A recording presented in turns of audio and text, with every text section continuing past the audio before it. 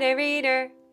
Sophie's Squash by Pat Zietlow Miller and Anne Wilsdorf.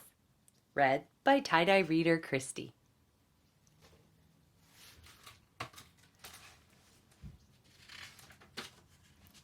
Sophie's Squash. One bright fall day, Sophie chose a squash at the farmer's market. Her parents planned to serve it up for supper, but Sophie had other ideas. It was just the right size to hold in her arms, just the right size to bounce on her knee, just the right size to love. "I'm glad we met," Sophie whispered. "Good friends are hard to find." At home, Sophie used markers to give her squash a face. Then she wrapped it in a blanket and rocked it to sleep.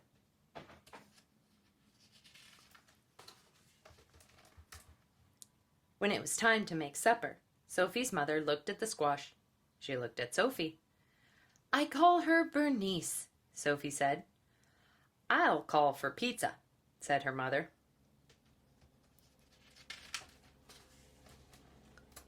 After that, Bernice went everywhere with Sophie. To story time at the library, to visit other squash at the farmer's market, to practice somersaults by the garden.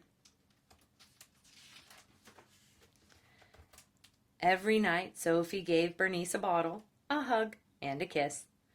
"Well, we did hope she'd love vegetables," Sophie's mother told her father. "Shh," Sophie said. "Bernice is sleeping." "Sweet pea," Sophie's mother said one morning as they made blueberry waffles. "Bernice is a squash, not a friend. If we don't eat her soon, she'll get mushy and gross. Let's bake her with marshmallows. Won't that taste yummy?" "Don't listen, Bernice," Sophie cried. That afternoon, Sophie's father took her shopping. "Sugar beet," he said. "Bernice is a squash. Why don't you pick a nice toy to play with instead?" But the trucks were too hard, and the dolls were too soft. Sophie clutched Bernice tightly. "No thanks," she said. "I have everything I need." After supper, Sophie's parents called a family meeting. Bernice napped in Sophie's lap. "Why don't we donate Bernice to the food pantry before she rots?" her father suggested. Sophie shook her head. "Bernice will last forever."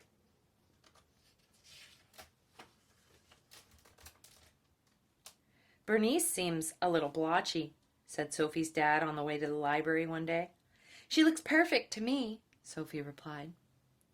At story time, some kids pointed and stared. "What's that spotty thing?" a boy asked. "Her name is Bernice, and she's a squash," Sophie said, "with freckles." "Maybe Bernice should stay home next time," Sophie's mom suggested. "Why?" Sophie asked. "She wasn't the one being rude."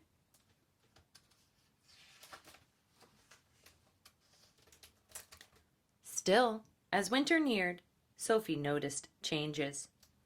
Bernice seemed softer, and her somersaults lacked their usual style. "Visiting friends will cheer you up," Sophie said. At the farmer's market, squash were everywhere. Firm, shiny squash. "What keeps a squash healthy?" Sophie asked a farmer. "It's simple, really," he said. "Fresh air, good, clean dirt, a little love." Well, Sophie thought, I have all that.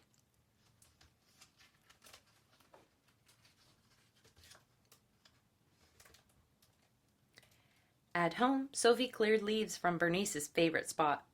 She made a bed of soft soil, tucked Bernice in, and kissed her goodnight. "Get better soon," she whispered. That night, while Sophie slept, the wind whistled and tiny snowflakes fell. When she awoke, the world was covered in white. "Do you think Bernice is cold out there?" Sophie asked her mother. "I'm sure she's warm and cozy under her snow blanket," her mother replied. Sophie gazed out the window all morning. She was still there in the afternoon when her father came home with a surprise. You need a new friend, he said.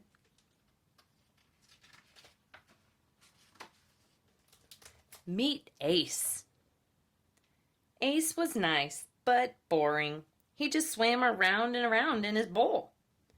But during the long winter, Sophie discovered that Ace was a superb silent reader who did fabulous flip turns, and he always listened politely when she talked about Bernice. Bernice was great at keeping secrets.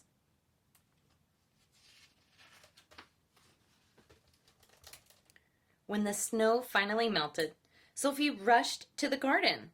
The only thing there was a small green spout. It looked strangely familiar. Bernice, Sophie said, how was your winter? After that, Sophie, Ace, and Bernice ate lunch together every day. One bright summer morning, Sophie somersaulted across her yard, landed by the garden, and stared in disbelief. Bernice had grown 2 tiny squash. Wow, Sophie told them. You look just like your mom. Soon, Bonnie and Baxter were just the right size for Sophie to hold in her arms and bounce on her knee. Just the right size to love.